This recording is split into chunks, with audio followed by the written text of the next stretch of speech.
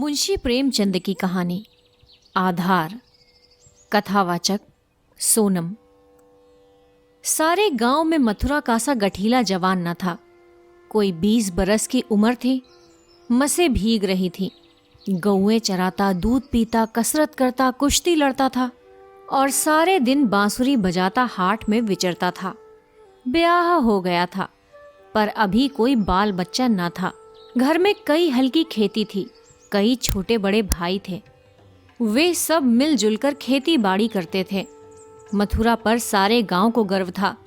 जब उसे जांघिए, लंगोटे, नाल या मुकद्दर के लिए रुपए पैसे की जरूरत पड़ती तो तुरंत दे दिए जाते थे।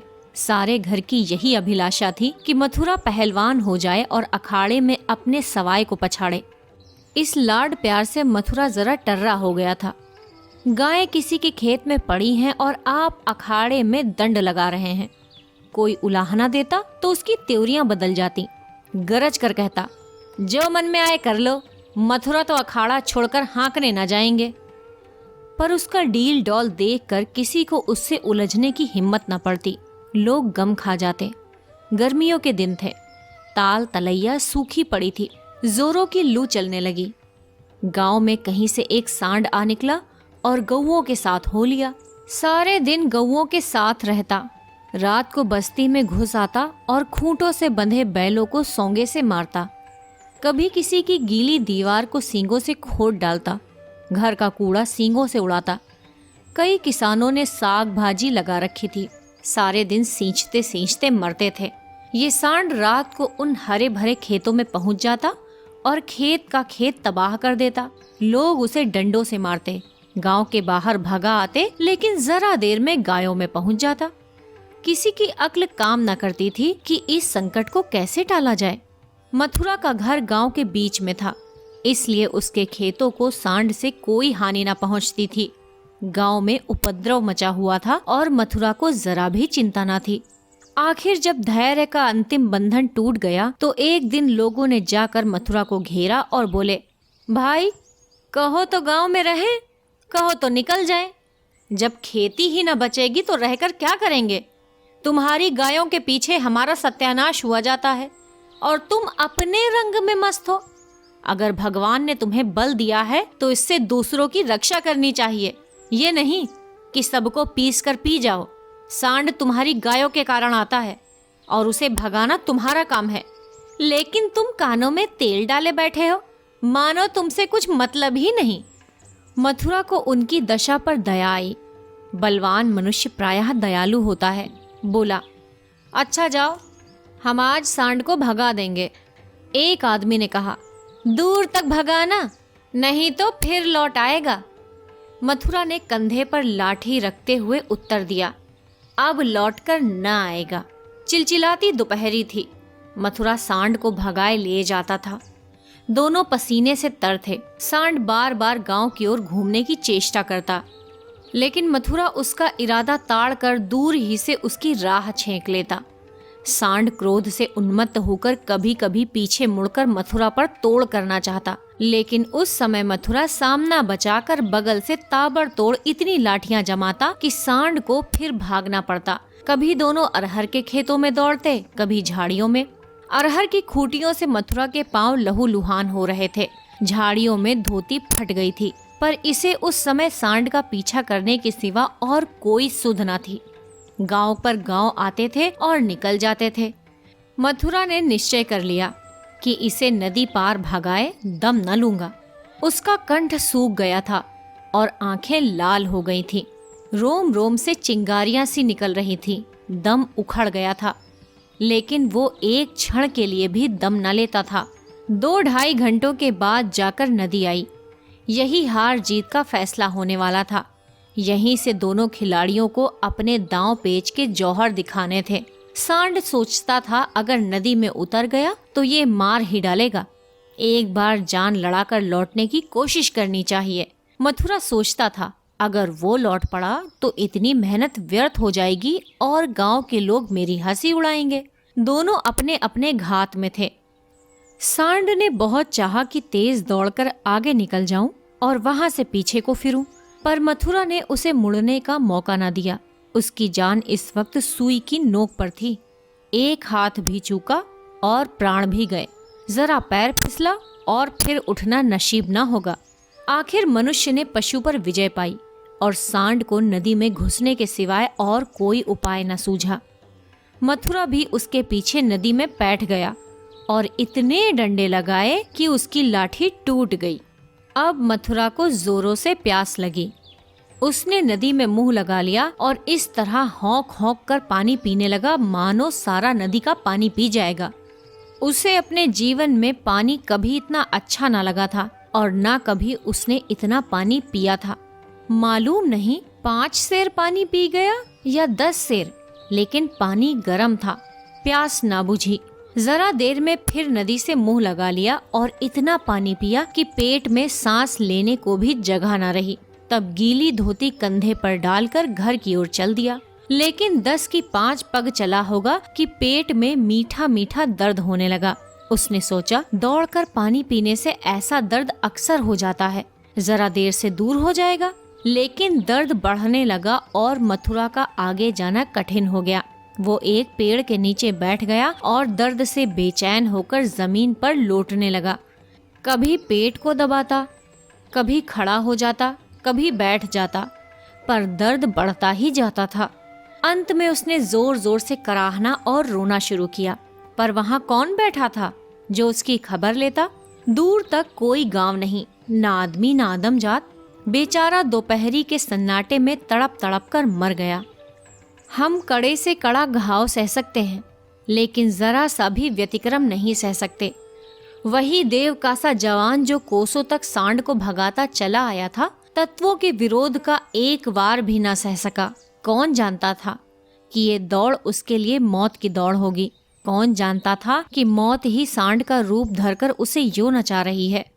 कौन जानता था कि जल जिसके बिना उसके प्राण ओंठों पर आ रहे थे, इसके लिए विष का काम करेंगे?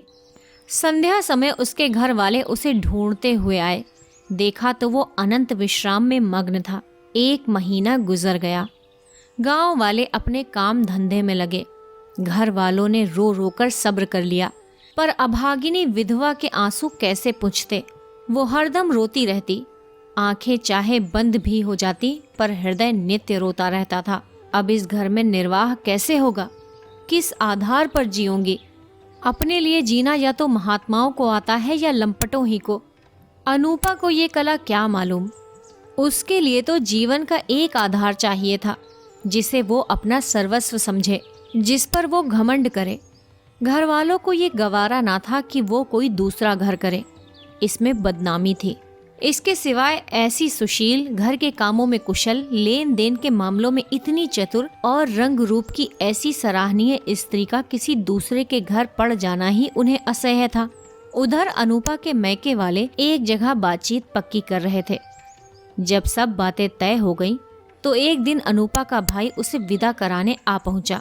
अब तो घर में खलबली मची। इधर कहा गया हम विदा ना करेंगे। भाई ने कहा हम बिना विदा कराए मानेंगे नहीं। गांव के आदमी जमा हो गए। पंचायत होने लगी। ये निश्चय हुआ कि अनूपा पर छोड़ दिया जाए, जी चाहे रहे। यहाँ वालों को विश्वास था कि अनूपा इतनी जल्दी दूसरा घर करने को राजी ना होगी। 2-4 बार ऐसा कह भी चुकी थी, लेकिन उस वक्त जो पूछा गया तो वो जाने को तैयार थी। आखिर उसकी विदाई का सामान होने लगा। डोली आ गई। गांव भर की स्त्रियां उसे देखने आई। अनूपा उठकर अपनी सास के पैरों में गिर पड़ी और हाथ जोड़कर बोली, अम्मा, कहा सुना माफ करना। जी में तो था कि इसी घर में पड़ी रहूं, पर भगवान को मंजूर नहीं है। ये कहते कहते उसकी जबान बंद हो गई। सास करुणा से विह्वल हो उठी। बोली, बेटी, जहाँ जाओ वहाँ सुखी रहो। हमारे भाग्य ही फूट गए, नहीं तो क्यों तुम्हें इस घर से जाना पड़ता। भगवान का दिया और सब कुछ है, पर उन्होंने जो नहीं दिया उसमें अपना क्या बस आज तुम्हारा देवर सयाना होता तो बिगड़ी बात बन जाती। तुम्हारे मन में बैठे तो इसी को अपना समझ लो। पालो पोसो बड़ा हो जाएगा तो सगाई कर दूंगी। ये कहकर उसने अपने सबसे छोटे लड़के वासुदेव से पूछा, क्यों रे, भौजाई से शादी करेगा? वासुदेव की उम्र 5 साल से अधिक न थी। अब की उसका ब्याह होने वाला था। बातचीत हो चुकी थी। बोला, तब तो दूसरे के घर ना जाएंगी ना? माँ, नहीं, जब तेरे साथ ब्याह हो जाएगा तो क्यों जाएगी? वासुदेव, तब मैं करूँगा। माँ, अच्छा, उससे पूछ, तुझसे ब्याह करेगी? वासुदेव अनूपा की गोद में जा बैठा और शर्माता हुआ बोला, हमसे ब्याह करोगी? ये कहकर वो हंसने लगा, लेकिन अनूपा की आंखें डबडबा गईं। वासुदेव को छाती से लगाती हुई बोली, अम्मा, दिल से कहती हो? सास, भगवान सब जानते हैं। अनूपा, आज ये मेरे हो गए? सास, हाँ, सारा गांव देख रहा है। अनूपा, तो भैया से कहला भेजो, घर जाएं, मैं उनके साथ न जाऊंगी। अनूपा को जीवन के लिए आधार की जरूरत थी। वो आधार मिल गया। सेवा मनुष्य की स्वाभाविक वृत्ति है। सेवा ही उसके जीवन का आधार है। अनूपा ने वासुदेव का लालन पोषण शुरू किया।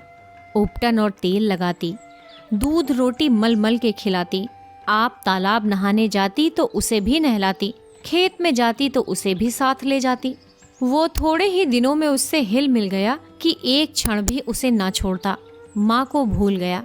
कुछ खाने को जी चाहता तो अनूपा से मांगता। खेल में मार खाता तो रोता हुआ अनूपा के पास आता। अनूपा ही उसे सुलाती, अनूपा ही जगाती। बीमार हो तो अनूपा ही गोद में लेकर उसे बदलू वैद्य के घर ले जाती और दवाएं पिलाती। गांव के स्त्री पुरुष उसकी यह प्रेम तपस्या देखते और दांतों तले उंगली दबाते। पहले बिरले ही किसी को उस पर विश्वास था। लोग समझते थे 1-2 साल में इसका जी उब जाएगा और किसी तरफ का रास्ता लेगी। इस दुधमुहे बालक के नाम कब तक बैठी रहेगी? लेकिन ये सारी आशंकाएं निर्मूल निकली। अनूपा को किसी ने अपने व्रत से विचलित होते न देखा। जिस हृदय में सेवा का स्रोत बह रहा हो, स्वाधीन सेवा का, उसमें वासनाओं के लिए कहाँ स्थान? वासना का वार निर्मम, आशाहीन, आधारहीन प्राणियों पर ही होता है। चोर की अंधेर में ही चलती है, उजाले में नहीं। वासुदेव को भी कसरत का शौक था। उसकी शक्ल सूरत मथुरा से मिलती जुलती थी। डील डॉल भी वैसा ही था। उसने फिर अखाड़ा जगाया और उसकी बांसुरी की तानें फिर खेतों में गूंजने लगी। इस भांति 13 बरस गुजर गए। वासुदेव और अनूपा में सगाई की तैयारियां होने लगी। लेकिन अब अनूपा वो अनूपा न थी जिसने 14 वर्ष पहले वासुदेव को पति भाव से देखा था। अब उस भाव का स्थान मातृ भाव ने ले लिया था। इधर कुछ दिनों से वो एक गहरे सोच में डूबी रहती थी। सगाई के दिन ज्यों-ज्यों निकट आते थे, उसका दिल बैठा जाता था। अपने जीवन में इतने बड़े परिवर्तन की कल्पना ही से उसका कलेजा दहक उठता था। जिसे बालक की भांति पाला पोसा, उसे पति बनाते हुए लज्जा से उसका मुंह लाल हुआ जाता था। द्वार पर नगाड़ा बज रहा था। बिरादरी के लोग जमा थे। घर में गाना हो रहा था। आज सगाई की तिथि थी। सहसा अनूपा ने जाकर सास से कहा, अम्मा, मैं तो लाज के मारे मरी जा रही हूँ। सास ने भौचक्की होकर पूछा, क्यों बेटी, क्या है? अनूपा, मैं सगाई ना करूँगी। सास, कैसी बातें करती हो बेटी? सारी तैयारी हो गई है। लोग सुनेंगे तो क्या कहेंगे? जो चाहे कहें। जिसके नाम पर 14 वर्ष बैठी रही, उसी के नाम पर अब भी बैठी रहूंगी।